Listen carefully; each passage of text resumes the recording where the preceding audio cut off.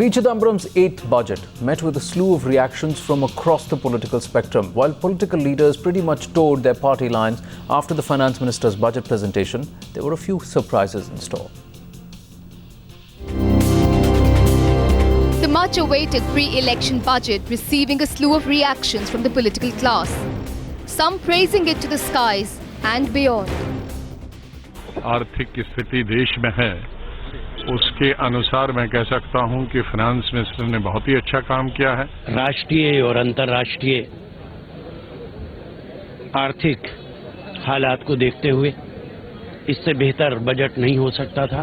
Without imposing any excessive burden on the people of India, he has been able to have a budget which is marked by a clear indicia of fiscal prudence. Of course, I am happy with the budget. I don't think that any finance minister could have done better. Chidambaram's record eighth budget also drawing praise from unexpected quarters. I think under the existing financial constraint, Mr. Chidambaram has presented a wonderful budget. Leaders across the political spectrum dismissing the budget. He had lollipop election budget with tokenism, with no serious effort to mobilize funds. किसी वर्ग को कोई राहत नहीं, किसान मजदूर से लेके मिडिल वर्ग तक। जो केंद्र सरकार का जो बजट है तो हर मामले में टोटल कंफ्यूज करने वाला बजट है। मैंने उनको समझने में कहीं कोई गलती नहीं की। ये बजट अगर एक शब्द में कहा जाए तो बाजीगरी का बजट है। Many finding serious flaws.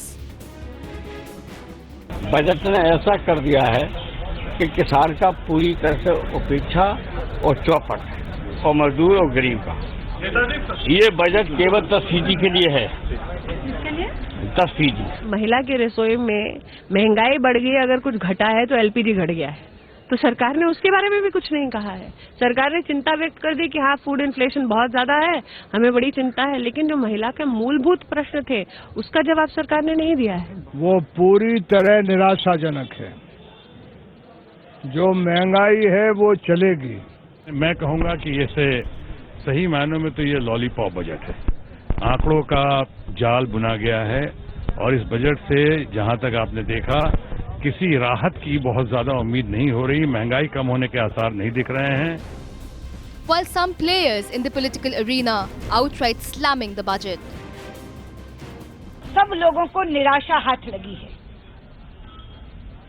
जो 3 चेहरे वित्त मंत्री ने कहा कि इस सरकार को दिखते हैं, एक महिला, एक युवा और एक गरीब, ना तो उन तीनों को कुछ दिया है। The finance minister has very little to offer to the economy. Consequently, it offers very little to the sections which needed to be helped through the budget. The budget that's been presented today is a budget that will neither stimulate growth nor will it ensure inclusivity. Finance Minister P. Chidambaram walked the very fine line of populism versus prudence, but clearly unable to placate all sections. Bureau Report, Times Now.